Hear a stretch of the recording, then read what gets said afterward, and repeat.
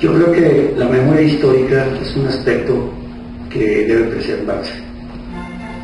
Yo creo que la memoria histórica implica el reconocer que tenemos pasado a partir del cual se está construyendo el futuro.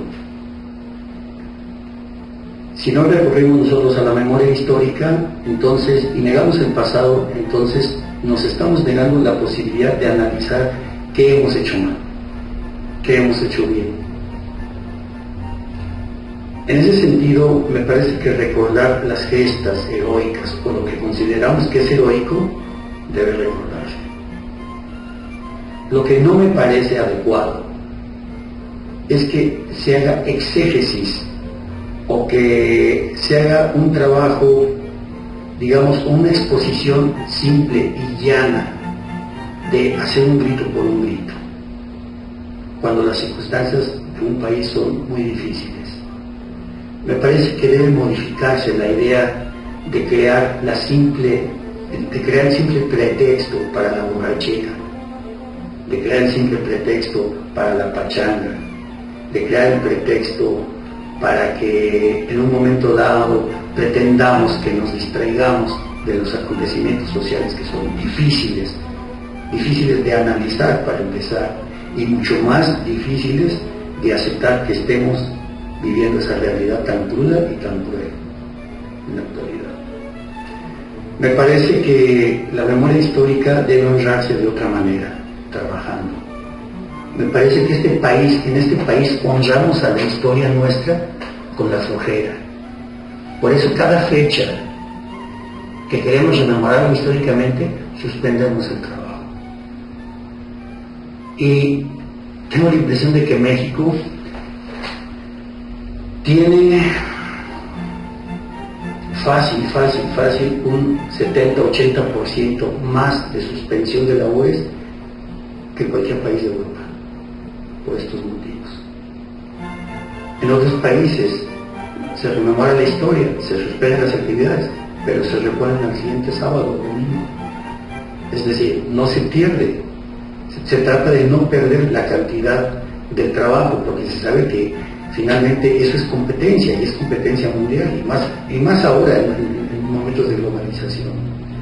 Y no quiere decir que se hable de mayor explotación o menor explotación, estamos hablando de disciplina nuevamente social.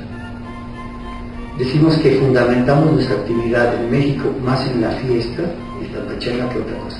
Qué bueno que tengamos las posibilidades de hacer fiestas, qué bueno que tengamos esa posibilidad, pero qué malo que confundamos la actividad concreta de ser mejores, de rendir mejor profesionalmente, por el hecho de estar en la pachanga. En ocasiones en la orquesta, por ejemplo, he hecho la observación a quienes se están distrayendo jugando y ese tipo de cosas. No logran entender cuál es el sentido de la disciplina y cómo, en la medida en que te concentras más y vas explorando más hasta tu subconsciente,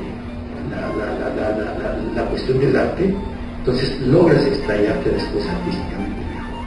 Es igual en la producción, es igual en este país. Tenemos un problema entonces muy serio de distracciones. Y ello, por supuesto, nos crea un nivel de comodidad muy amplio que no queremos abandonar. Y ese nivel de comodidad, como en este país nadie se muere de hambre, porque nadie se muere de hambre en este país, es un país muy benéfico, ponemos la mano y nos cae el dinero. Abrimos la boca y nos llega el cable. Entonces, no nos piden más esfuerzos, es muy cómodo. No tengo por qué trabajar si me voy al dispensario de comida gratuita. Ese es un problema de comodidad.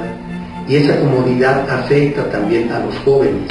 Ese nivel de comodidad es aquello que pide que tengas más por hacer menos.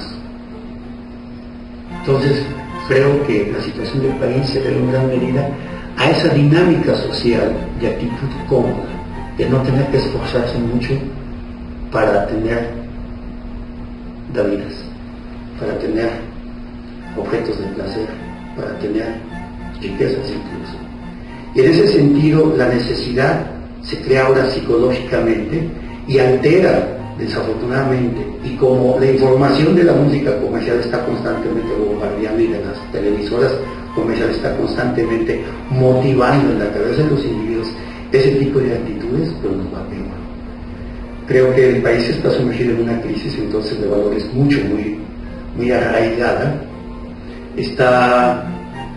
Estamos llegando a la consecuencia del abandono, además de la educación por parte de los gobiernos. Y digo abandono porque este no es un proceso que se ha iniciado, y digo los gobiernos, abandonan los gobiernos, porque este no es un proceso que se ha iniciado ahora, en estos sexenios. Estos sexenios siguen contribuyendo a ese abandono, eso es lo peor.